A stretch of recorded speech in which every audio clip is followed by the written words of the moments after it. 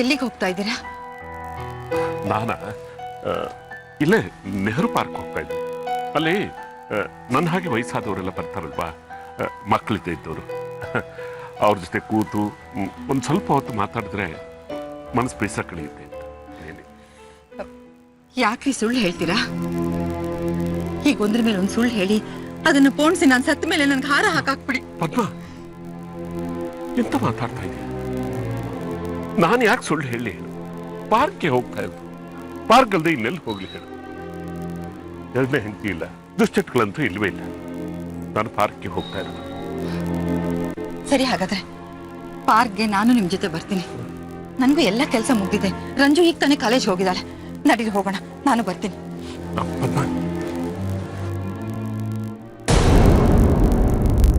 ನಾನು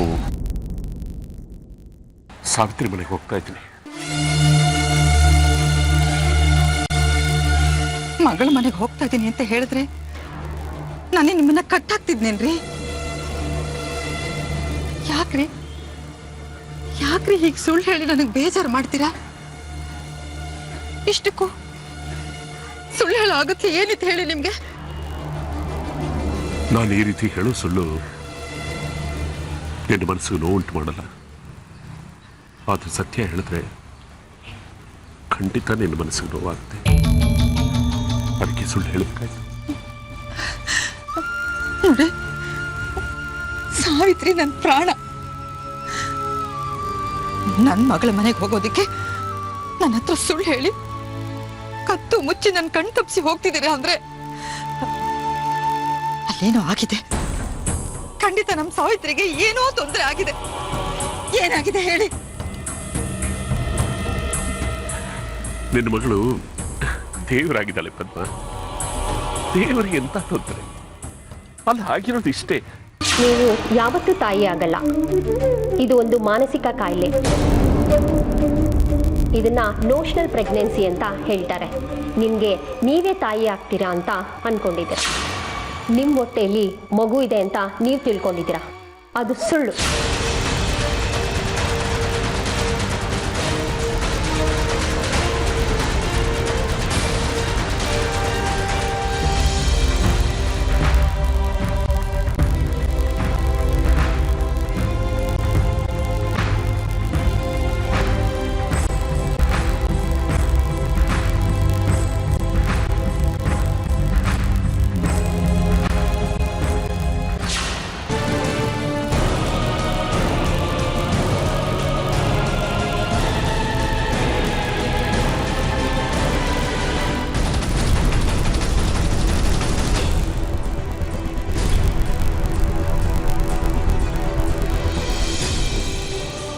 ಬರ್ತೀಯ ಅಂತ ಕಾಯ್ತಾ ಇರ್ತೀನಿ.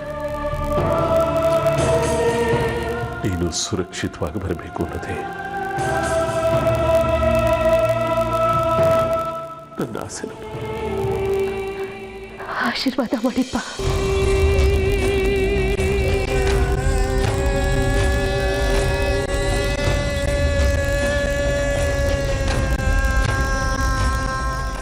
ಸೂತ್ಕ ಶುರುವಾಗಿದೆಯಮ್ಮ. ಆಶೀರ್ವಾದ ಮಾಡೋ ಹಾಕಿಲ್ಲ, ಮಾಡೋ ಹಾಕಿಲ್ಲ.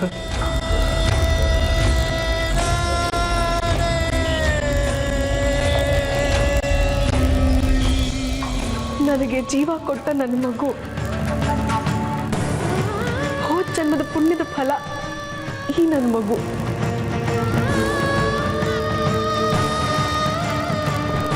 ನೋಡೋದಕ್ಕೆ ಎಷ್ಟು ಮುದ್ದಾಗಿದೆ ಅಲ್ಲ ನನ್ನ ಮಗು.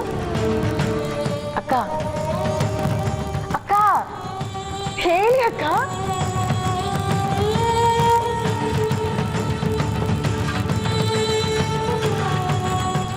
ತುಂಬಾ ಮುದ್ದಾಗಿದೆ. ಸೂತ್ಕ ಇದೆ. ಇಂಥ ಟೈಮಲ್ಲಿ ಸಂಭ್ರಮಗಳೆಲ್ಲ ಬೇಡ ಅಲ್ವಾ? ಸೂತ್ಕನ? ಹೌದು, ಸಾವಿತ್ರಕ್ಕನ ಮಗು ಹುಟ್ಟನೆ ಸತ್ತು ಹೋತಲ್ಲ. ಮಗು ಸತ್ತು ಸೂತ್ಕ ಇದೆ. ಈ ಸಂಭ್ರಮಗಳೆಲ್ಲ ಬೇಡ ಅಲ್ವಾ?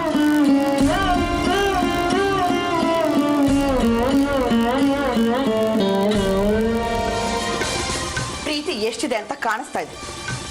ಯಾಕತ್ತೆ ಇಷ್ಟೊಂದು ರೂಢಾಗಿ ಮಾತಾಡ್ತಾ ಇದ್ದೀರಾ? ಸಣ್ಣ ವಿಷಯನ ಯಾಕೆ ಇಷ್ಟೊಂದು ದೊಡ್ಡದಾಗಿ ಮಾಡ್ತಾ ಇದ್ದೀರಾ? ಮಗು ಕೈಗೆ ಬಂದ್ಮೇಲೆ ನೀನ್ ಸಾವಿತ್ರಿ ಮೇಲೆ ಮಾಡ್ತಾ ಇರೋ ಧೋರಣೆ ಸರಿ ಇಲ್ಲ. ಅವಳಿಗೂ ಮಗು ಮೇಲೆ ಸಮಾನವಾದ ಹಕ್ಕಿದೆ.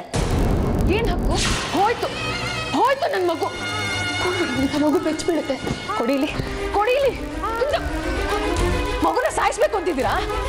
ಹಸುವಾಗ್ತಿದೆ ವಿನುತ ಮಗುಗೆ. ಈಗ ಅಳ್ತಿರೋದು ಹಸುವುಗಲ್ಲ, ಭಯಕ್ಕೆ. ನಿಮ್ ಕಂಡ್ರೆ ನನ್ನ ಮಗುಗೆ ಭಯ.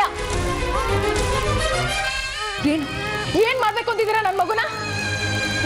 ಮಗು ಅಳ್ತಿದೆ, ಹಸುವಾಗ್ತಿರ್ಬೇಕು. ಅದಕ್ಕೆ ನಾನಿಲ್ವಾ ಮಗು ವಿನುತ? ಅದು ನಡೀರಿ ಇಲ್ಲಿಂದ. ಆ ಮಗು ನಿಂದಲ್ಲ, ನನ್ನ ಸಾವಿತ್ರಿದು.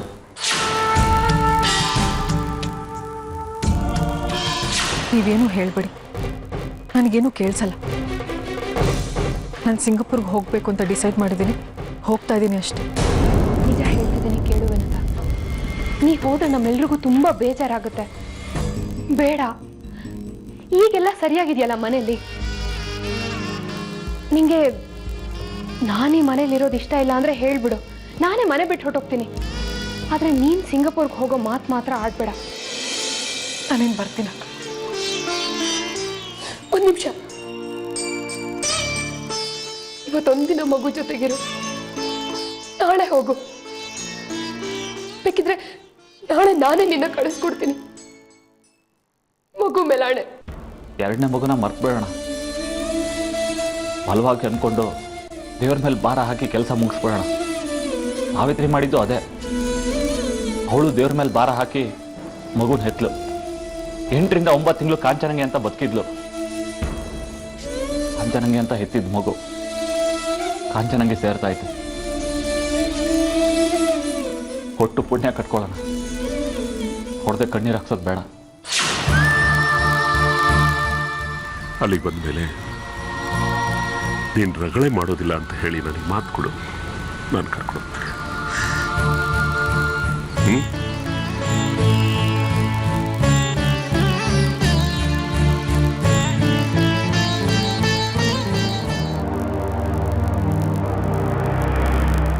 ಕಾಂಚನ, ನೀನು ಸಿಂಗಾಪುರ್ಗೆ ಹೋಗ್ಲೇಬೇಕಾ? ಎಲ್ರಿಗೂ ಉತ್ತರ ಹೇಳಿ ಹೇಳಿ ಸಾಕಾಗಿ ಹೋಗಿದೆ ಅತ್ತೆ. ಹೇಗೂ ಸಾವಿತ್ರಿ ಮಗುನ ನಿನ್ನ ಕೈಗೆ ಕೊಡ್ತಾ ಇದ್ದಾಳೆ. ಅದನ್ನ ತಗೊಂಡು ಸಂತೋಷವಾಗಿ ನಮ್ಮ ಜೊತೆನಲ್ಲೇ ಇರ್ಬೋದಲ್ವಾ?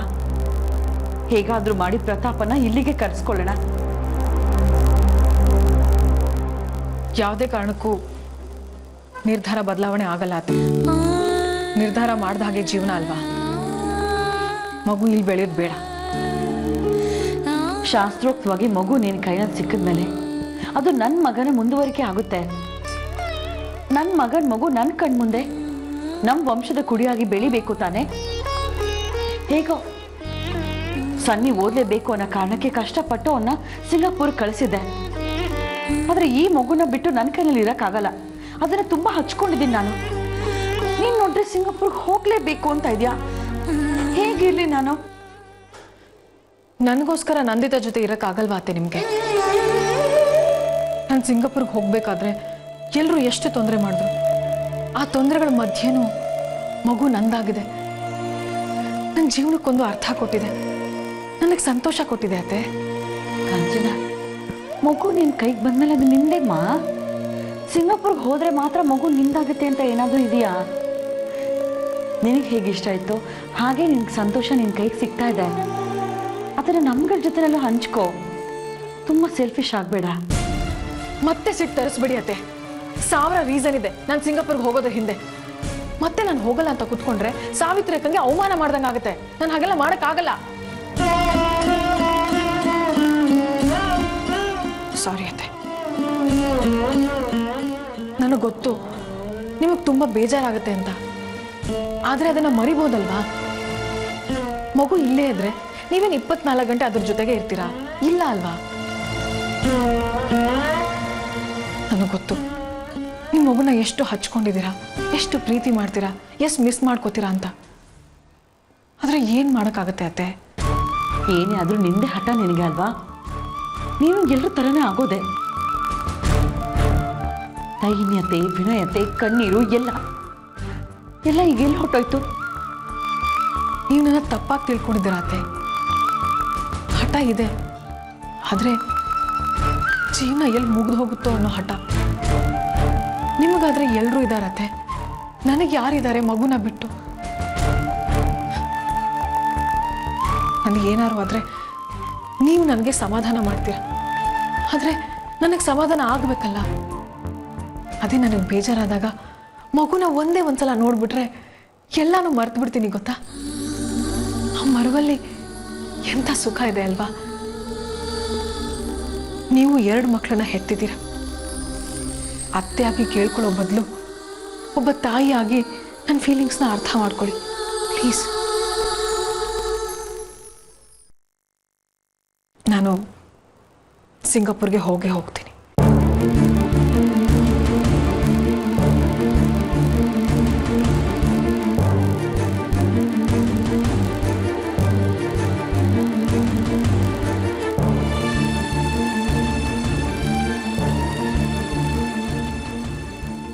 ನೀವು ಹೇಳಿದ್ ಸರಿ ರೀ. ನಾನು ನಿಜವಾಗ್ಲೂ ದೇವ್ರನ್ನೇ ಹೇಳ್ತಿದ್ದೀನಿ. ದಯವಿಟ್ಟು ನನ್ನ ಕ್ಷಮಿಸಿ. ನೀನು ಯಾಕೆ ಕ್ಷಮೆ ಕೇಳಬೇಕು? ಮಗಳ ಬಗ್ಗೆ ಹೆಮ್ಮೆ ಪಡಬೇಕು. ಮಾಡೋಣ ರೀ, ಆದ್ರೆ ನನಗೆ ನೋವಾಗಬಾರ್ದು ಅಂತ ಎಲ್ಲದನ್ನು ನನ್ನಿಂದ ಮುಚ್ಚಿಟ್ಟು ನೀವೊಬ್ಬರೇ ನೋವು ಅನುಭವಿಸಿದ್ರಲ್ಲ, ಆ ನೋವನ್ನ ಹಂಚ್ಕೊಳ್ಳೋಕೆ ನನಗಾಗ್ಲಿಲ್ವಲ್ಲ, ಅದಕ್ಕೆ ಕ್ಷಮೆ ಕೇಳ್ತಾ ಇದ್ದೀನಿ.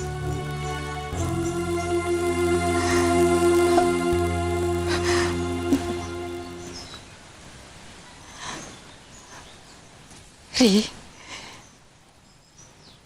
ಸಾವಿತ್ರಿ ನನ್ನ ಕೇಳ್ತಾಳ?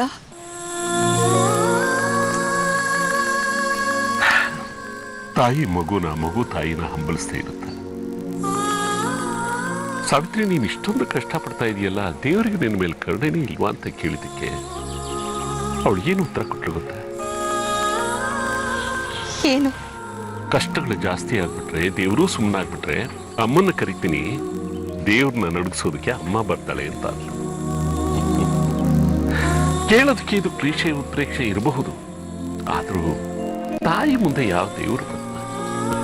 ಶ್ರೀಮನ್ನಾರಾಯಣ ಕೂಡ ತಾಯಿ ಮುಂದೆ ಮಗುನೇ.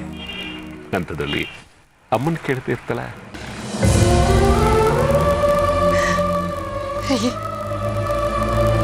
ನನ್ನನ್ನು ಕರ್ಕೊಂಡು ಹೋಗಿ ದೇವ್ರಂತ ನನ್ನ ಮಗಳನ್ನ ನೋಡ್ಬೇಕು ಅಂತ ನನಗೆ ತುಂಬಾ ಆಸೆ ಆಗ್ತಾ ಇದೆ. ಆಯ್ತು, ಖಂಡಿತ ಕರ್ಕೊಂಡು ಹೋಗ್ತೀನಿ. ಆದರೆ ನಾನು ಮೊದಲೇ ಹೇಳಿದ ಹಾಗೆ ಸಾವಿತ್ರಿ ಮೇಲಿನ ಮಮಕಾರದಿಂದ ಆ ಮನೆಗೆ ಹೋದ್ಮೇಲೆ ರಂಪಾರಾಧ ಅಂತ ಮಾಡಬಾರ್ದು. ಸಾವಿತ್ರಿನ ಅಲ್ಲಿ ಎಲ್ಲರೂ ದೇವ್ರ ಥರ ನೋಡ್ತಾರೆ. ಸಾವಿತ್ರಿ ಯೋಗ್ಯತೆ ಏನು ಅಂತ ಈಗ ಅವರಿಗೆ ಗೊತ್ತಾಗಿದೆ. ಇಲ್ಲ ರೀ, ನಾನು ಗಲಾಟೆ ಮಾಡಿ ಕೆಟ್ಟವಳಾಗಲ್ಲ. ಒಳ್ಳೆ ಹೆಸರು ತಗೊಂಡಿರೋ ಸಾವಿತ್ರಿಗೆ ನನ್ನಿಂದ ಕೆಟ್ಟ ಹೆಸರು ಬರಲ್ಲ.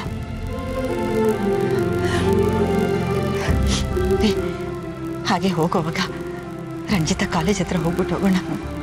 ಪಾಪ ಅವಳು ಸಾವಿತ್ರಿ ಹತ್ರ ಮಾತಾಡ್ಬೇಕು ಅಂತ ರಾತ್ರಿ ಎಲ್ಲ 10 ಸಲ ಫೋನಿಗೆ ಟ್ರೈ ಮಾಡಿದ್ಲು. ಸಾವಿತ್ರಿ ಫೋನ್ ತಗೊಳ್ಳೇ ಇಲ್ಲ. ಸದ್ಯದ ಪರಿಸ್ಥಿತಿ ಮನಸ್ಸಿಗೆ ಸಂಬಂಧಪಟ್ಟಿದ್ದು. ರಂಜುಗೆ ಇದನ್ನೆಲ್ಲ ನೋಡಿದ್ರೆ ಜೀವನ ಬೇಡ ಅನಿಸ್ಬೋದು. ಅವಳಿನ್ನೂ ಚಿಕ್ಕವಳು, ಇದನ್ನೆಲ್ಲ ಅವಳ ಮನಸ್ಸಿಗೆ ತೊಡಗಿಸ್ಕೊಳ್ಳೋದು ಬೇಡ. ಸಾವಿತ್ರಿ ಬದುಕಿದ್ದೆ ಒಂದು ಪವಾಡ. ಇದೆಲ್ಲ ವಿಷಯ ಅವಳಿಗೆ ಗೊತ್ತಾದ್ರೆ ಅವಳ ಮನಸ್ಸಿಗೆ ಬೇಸರ ಆಗುತ್ತೆ. ಅವಳೊಂಥರ ನಮ್ಮ ವಿನುತಾ ಇದ್ದ ಹಾಗೆ ಎಲ್ಲ ವಿಷಯನೂ ಗಂಭೀರವಾಗಿ ತಗೊಳ್ತಾರೆ, ಅಷ್ಟೇ ರ್ಯಾಶ್ ಕೂಡ. ತಾಳ್ಮೆ ಇಲ್ಲ. ಇರು, ಮೊದಲು ಫೋನ್ ಮಾಡ. ಬೇಡ ರೀ, ಸಾವಿತ್ರಿನ ಆಶ್ಚರ್ಯ ಪಡಿಸ್ಬೇಕು. ಅವಳು ಹಿಂಜರಿಯೋದನ್ನ, ಸಂತೋಷ ಪಡೋದನ್ನ ನಾನು ಗಮನಿಸ್ಬೇಕು. ಫೋನು ಬೇಡ, ಏನು ಬೇಡ. ನಡೀರಿ, ಈಗಿಂದೀಗಲೇ ಹೋಗೋಣ, ಬನ್ನಿ.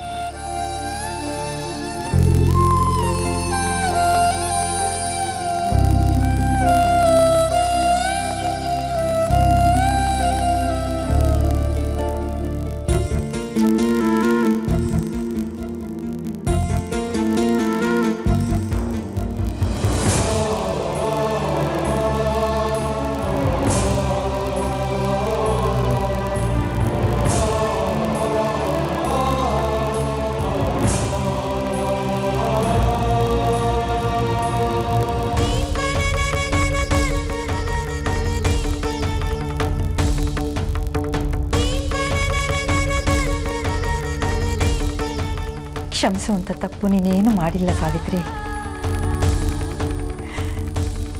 ನಿಮ್ಮಪ್ಪ ನನ್ನ ಹತ್ರ ಎಲ್ಲ ವಿಚಾರ ಹೇಳಿದ್ರು ಕಣೆ. ಹುಟ್ಟಿದ್ದಕ್ಕೆ ಸಾರ್ಥಕ ಆಯ್ತು ನಾನು.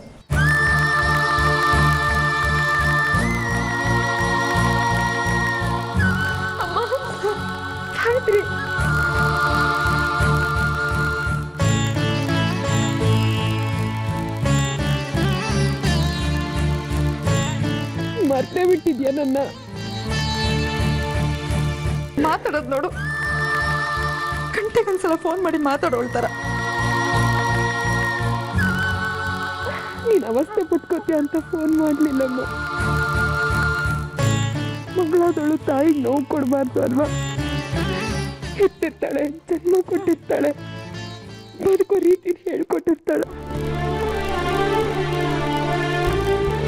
ದೊಡ್ಡವರು ದೊಡ್ಡ ಮಾತಾಡೋದೆ ಬಿಡು. ವ್ಯಂಗ್ಯ ಮಾಡ್ತಿದ್ಯಾ? ಇಲ್ಲ ಕಡೆ, ಮೆಚ್ಚಿಗೆ. ಇರು, ಇನ್ಮೇಲೆ ಕಂಪ್ಲೇಂಟ್ ಮಾಡ್ತೀನಿ. ಯಾರ ಹತ್ರನೇ? ಎರಡನೇ ಮೊಮ್ಮಗಳು ಪ್ರಣತಿ ಹತ್ರ. ಅಜ್ಜಿ ಬಂದು ಇಷ್ಟೊತ್ತಾದ್ರೂ ನೀನನ್ನು ಕೇಳಲೇ ಇಲ್ಲ ನೋಡು ಅಂತ ಹೇಳ್ಕೊಡ್ತೀನಿ. ಇರು. ಮಲಗಿದ್ರೆ ಮಲಗಿರ್ಲಿ ಬಿಡೆ, ನಾನೇ ಈ ತಕ್ಷಣ ಹೋಗಲ್ಲ. ಅವಳಲ್ಲಿ ಮಲಗ್ತಾಳಮ್ಮ, ಅವ್ರ ಅಪ್ಪನ ತರ ತಂಟೆ. ಬಾ ನೀನು, ಬಾ ಬಾ ಬಾ ಬಾ ಬಾ ಬಾ ಬಾ ಬಾ.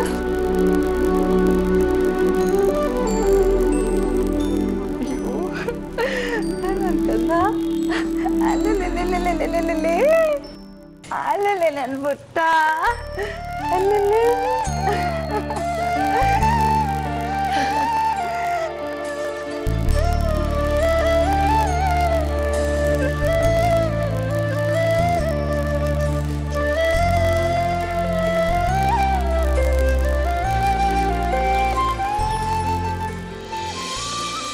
ಬಂಗಾರಿ, ಓ ನಾನು ಹಿಂಗೆ ಇನ್ನೂ ನಿದ್ದೆ ಬಂದಿಲ್ಲ. ತಾತ ನಿನ್ನ ನೋಡಿ ಏನಂದ್ರು? ಮಾತಾಡ್ಸಿದ್ರಾ? ಮೊದಲನೇ ಸಲ ನಿನ್ನ ನೋಡಿದಾಗ ಏನ್ ಕೊಟ್ರು ನಿಂಗೆ? ನಮ್ಮ ಪಪ್ಪಗೆ ಏನ್ ಕೊಟ್ರು? ನಾನು ಕಣು ನಿನ್ನ ಅಜ್ಜಿ. ಅಜ್ಜಿ, ನಾನು ನಿನ್ನ ಅಜ್ಜಿ ಕಣೇಮ್ಮ. ಸಾವಿತ್ರಿ ಸೇಟ್ ನಿಂತರನೇ ಇದ್ದಾಳೆ ಕಣೆ. ಕಣ್ಣ ಕಣ್ಣ. ಎಲ್ರು ಹಾಗೆ ಅಂತಾರಮ್ಮ. ಯಾಕೆ ಕಣ್ಣೀರು? ಸಂತೋಷಕ್ಕೆ. ಪೆದ್ದಿ ಕಡೆ ನಿಮ್ಮಮ್ಮ. ಸಂತೋಷಕ್ಕೆ ಯಾರಾದ್ರೂ ಅಳ್ತಾರ? ಅಲ್ಲೋಡು, ನಿಮ್ಮಮ್ಮ ಅಳ್ತಾ ಇರೋದು. ಸಂತೋಷದ ಕೆಲವು ಭಾವಗಳು ಕಣ್ಣೀರಾಗಿ ಬಂದ್ರೇನೆ ಮನ್ಸಿಗೆ ಹಿತಮ್ಮ. ಮಕ್ಕಳು ಮನ್ಸಿಗೆ ಹಿತ ಕೊಡುತ್ತೆ. ನಿಂಗೆ ಇವಳು ಮೊಮ್ಮಗಳು,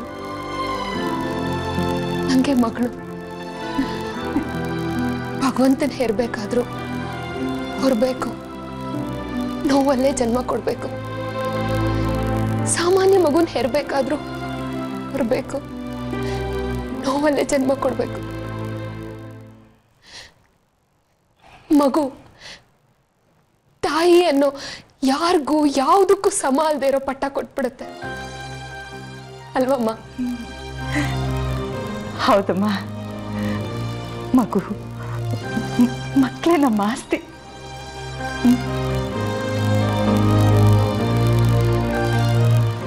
ಅಲ್ವೇನೋ ಬಂಗಾರ? ಅಲ್ವೇನೋ ಚಿನ್ನ? ಅಮ್ಮ, ನನ್ನ ಮಗುನ ಬಂಗಾರ ಅಂತ ಕರಿಬೇಡ. ಯಾಕೆ?